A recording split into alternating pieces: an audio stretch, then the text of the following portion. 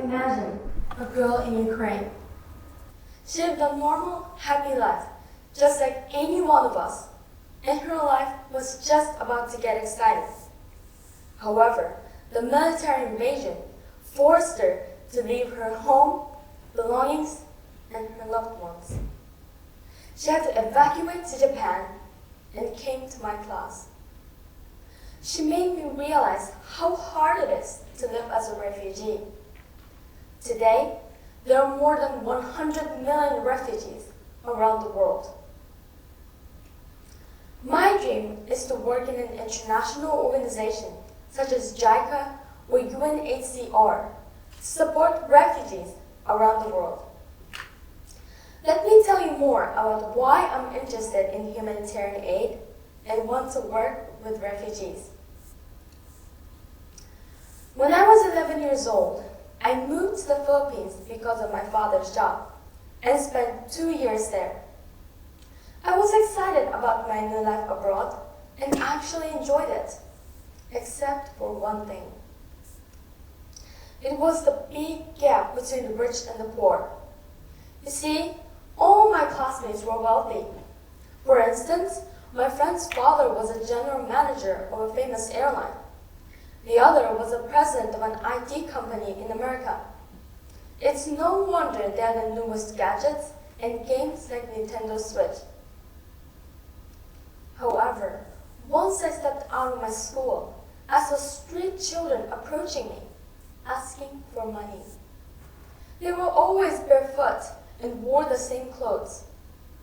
The woman I saw every day, who had a baby with her, seemed to be blind. I couldn't give them money every time, so I felt guilty that I couldn't do anything for them. To make matters worse, the pandemic and natural disasters have caused many people to lose their jobs, homes, and even families. I wondered what I could do, and I decided to participate in a volunteer activity in the Philippines last March, and I visited 3 different slums. I donated stationeries and clothes, talked with people, and played with children. I was very happy to see their smiles. This event sparked my interest in humanitarian aid. As I was searching for articles relating to humanitarian aid, I found about an incredible person. Do you know a woman who was called a 5-feet giant? Her name is Sadako Ogata. She served as the UN High Commissioner for Refugees for 10 years and was the first president of JICA. She visited refugee camps frequently and encouraged people. She sometimes visited conflict zones wearing bulletproof vests and talked directly with military leaders. Seeing her bravery, one news reporter called her a 5-feet giant. Mrs. Ogata gave me courage in another way as well.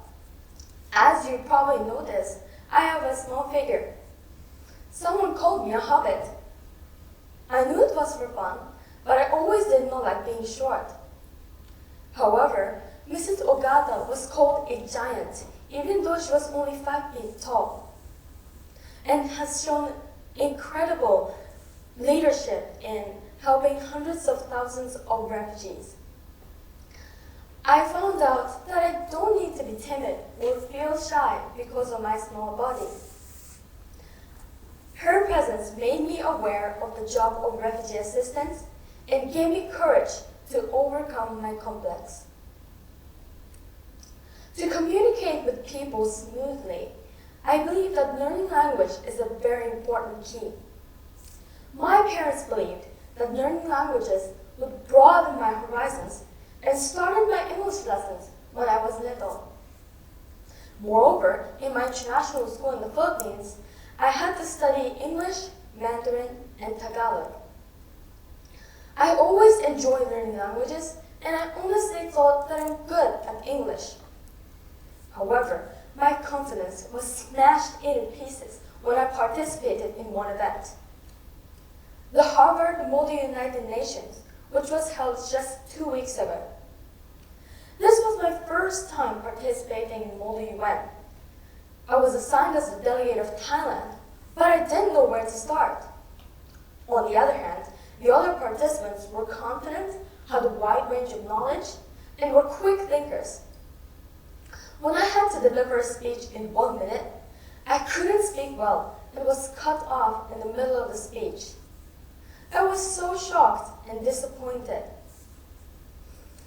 I really felt that I need to improve on my public speaking and debating skills and be confident in front of other people. I now feel that learning language is my lifelong mission. Ludwig Wittgenstein said, "The limits of my language mean the limits of my world. To broaden my horizons, I need to study languages." I don't think that my future path will be an easy one. The increasing number of refugees is one of the most sensitive issues these days.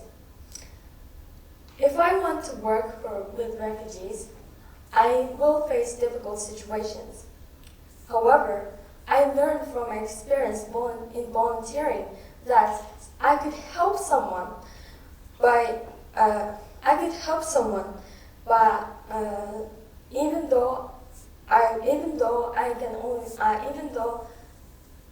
even with my small active actions. Therefore, I would like to keep trying and gain experiences in order to be one step closer to my goal. By these small steps, the door to the future will open in front of me. Thank you.